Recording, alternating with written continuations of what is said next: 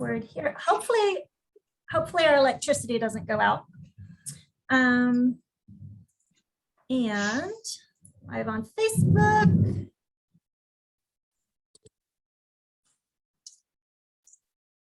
Page. Okay, cool. Hello, hello. I think we might be live streaming right now. Let's see, there's always a delay. Hello. Yes. Yes, yes, yes. Here we are. It is Monday, and we are here for Ask a PT, or the PT specifically. We've got our go-to, Mr. Doug Levine. He's fantastic. And let's see. I'm Lindy Phyllis. I'm the founder of Family Friends of Duchenne, and Doug is here to answer some great PT questions for us because, as most of you probably know, a social component of Duchenne is taking care of the body and being able to be involved, to move, to have the right equipment, all of that fantastic stuff that we covered last week. So Doug, thank you for being here, even though I know you are trying to catch a plane. So we'll make it quick. That's called dedication. We have wonderful Jade Smith here today. She is the founder of Quade Journey Duchenne Muscular Dystrophy from South Africa. And let's see, a little bit more credentials on Doug before we get going. Doug is the owner of Growing Places Therapy in Austin, Texas. He's been a PT since about '97 and has been working with Duchenne specifically, really specializing in it for about 10 years now. So that's good by my books. That's my basics. Yeah, and just to give people, we talked about this last time, but just to give people a little bit of context.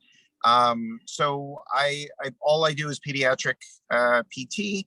I've pretty much specialized in Duchenne in the last probably 8 to 10 years. And I work in a variety of settings. So I go out to people's homes and I see kids in the home. I'm also a school-based therapist 2 days a week. And I help run the muscular dystrophy clinic that we have here in Austin twice a month, as well as work for Cure Duchenne, providing education and training and workshops for therapists and for families. Yeah, he kind of meets the standards, right, guys? He's barely, but we'll let him talk today anyway. Our normal disclaimer: this is informational, educational purposes only. We're not establishing any patient PT relationship, blah, blah, blah, blah, blah. Okay, our sponsors are lawyer. What am I supposed to do? Okay, so Jade, ask your question, pick his brain. Okay, so Doug, we all know that Duchenne is a difficult diagnosis to navigate through. A couple of weeks ago, we were at our yearly checkups with Quade, and there we were advised that firstly we would do serial casting. Then it turned into something completely different, and then they wanted to do the Achilles tendon release surgery. Now, I'm a skeptic and I need to ask the question, between serial casting and the Achilles tendon release, which one of the two, in your opinion, would be the best way to go? So I'm going to answer that question in my absolute least favorite way to answer, but it seems to be the most predominant way to answer things with Duchenne. It depends.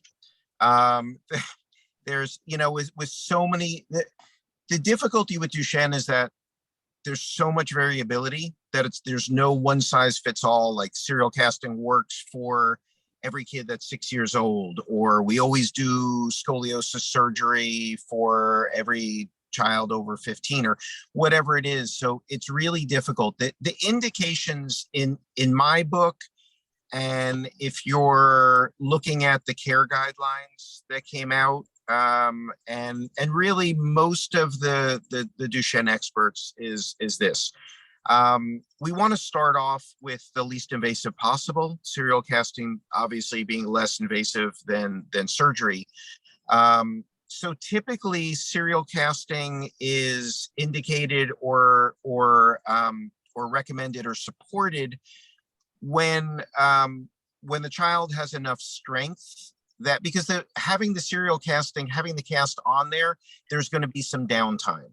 So if they're pretty strong, like if they have in the different muscle groups of the lower leg, the hamstrings, the quads, all the muscles that extend and flex the ankle, if all of those have pretty good strength and they're walking pretty well, and you can get a little bit more range with serial casting, then I'm typically a fan of it.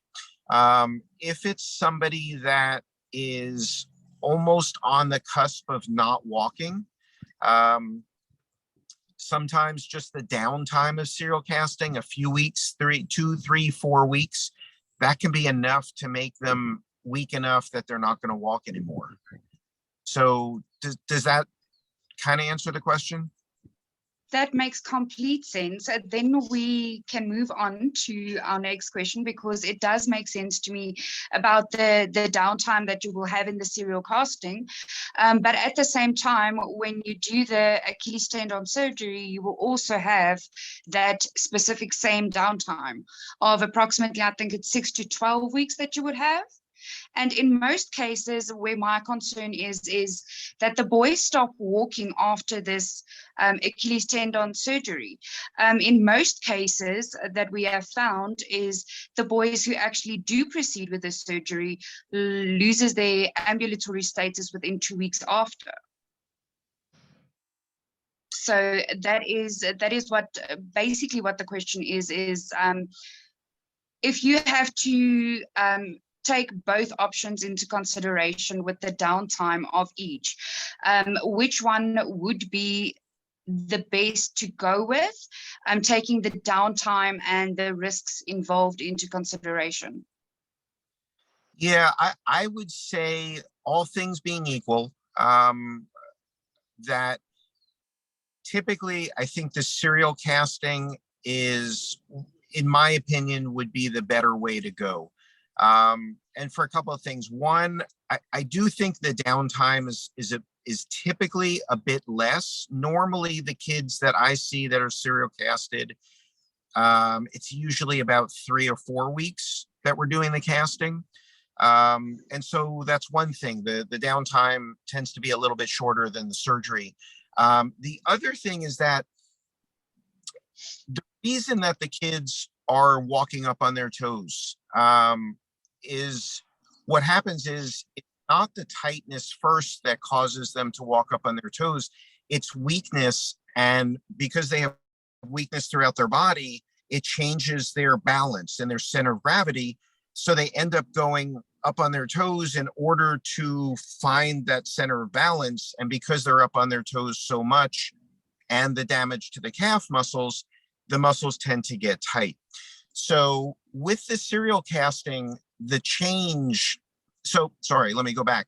So what they've learned to do by walking up on their toes is they've learned to compensate. They've learned a way to walk that works for them. It's not always the best way to go about that. And that's why sometimes we consider the serial casting of the surgery. The thing with the serial casting is it's a more gradual intervention. And so a lot of times you still can walk a little bit with the, the serial cast on. So it's gradual. The change and the increase in range of motion happens over a shorter period of time, as opposed to the surgery. It's a bit more of a drastic change. And sometimes that fairly quick change can make it hard for their bodies to respond. Now their center of gravity is all thrown off, and what they'd done before in order to figure out how to walk and maintain balance is now gone in a shorter time frame. So that is 100% Understood. Thank you very much for that advice. The next question that I really do need to ask you before my time runs out is with the Achilles tendon stretching. I'm in a period currently where I need to take this information to the doctors, reconsider with them, because when the doctor told us, okay, they want to do the surgery, we said, no, there's no way Quade will not be cut. We will rather opt for the serial casting portion thereof. They said that they wanted to put a little heel on the back of the serial casting to just assist, because his foot is already, you can say, already deteriorated enough that it's not an option to serial cast anymore. That's what they said. But will the stretching and the stretching exercises that I can find on Cure Duchenne, would that help in the meantime to just get those Achilles tendons a little bit more flexible? Or am I charting into unknown waters when I do that?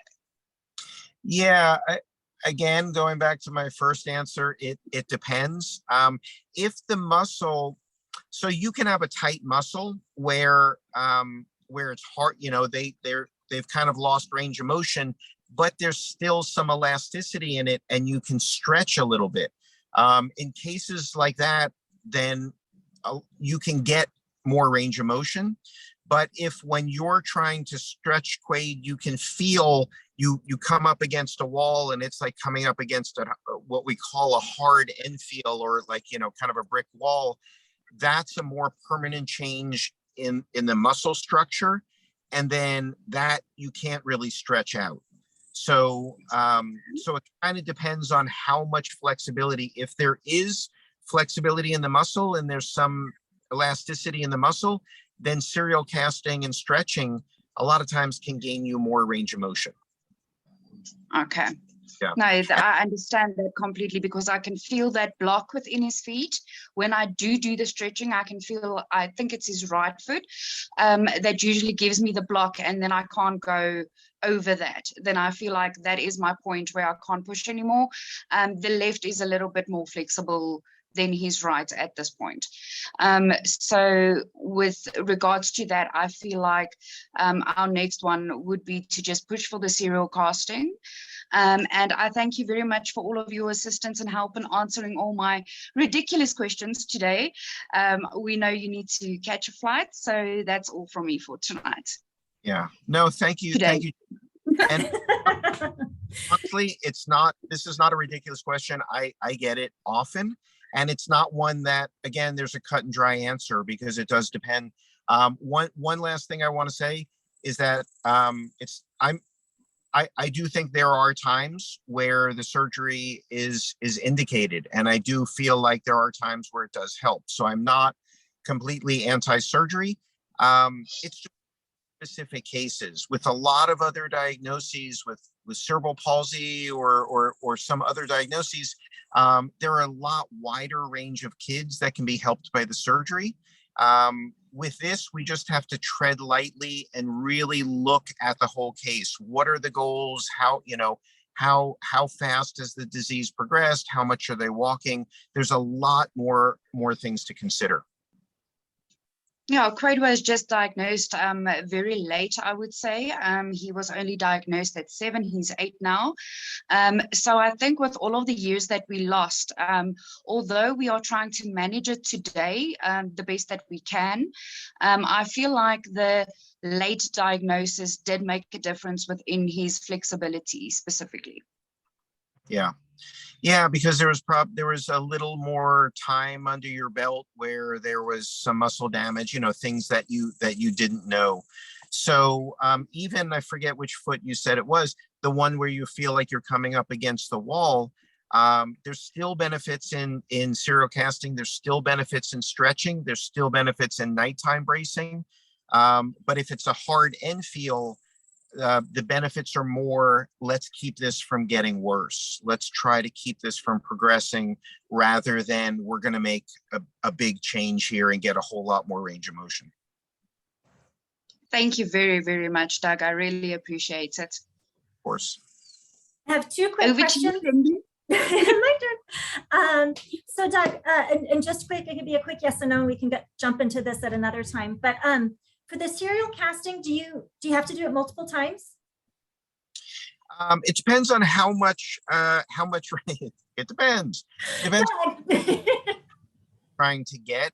Okay.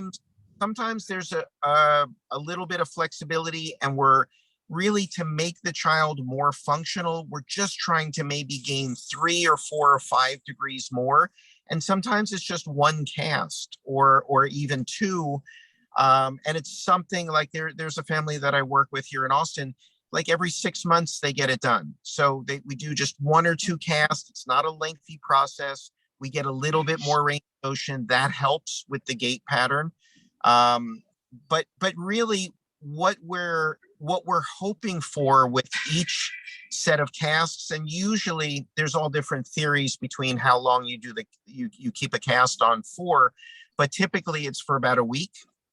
And usually you're trying to gain maybe 2 or 3 degrees of range of motion. So if there's a good amount of flexibility and you're trying to gain maybe 8 or 10 degrees of range of motion, it might be 3 or 4 weeks worth of casting. Fantastic. And Jade, I'd love to have you back so we could discuss this topic specifically more, which is in South Africa, you are educating the medical community. And I'd love to hear some of Doug's ideas, again, another time, about ways that the lowly mother can educate the high and mighty medical community, but another time. Before I let you go, Doug, I realize next week is 4th of July. Do you want to still do our Ask a PT, or should we skip next week? I will be available. I will be here. So if we want to do it, I'm game. Fantastic. I am too. All right, guys. Thank you for your Monday afternoon or evening if you are across the seas. And we shall see you guys next week. Doug, safe travels. Thank you so much. Thank you so Well, much. Thank you. Jade. Bye. Y'all have a good one.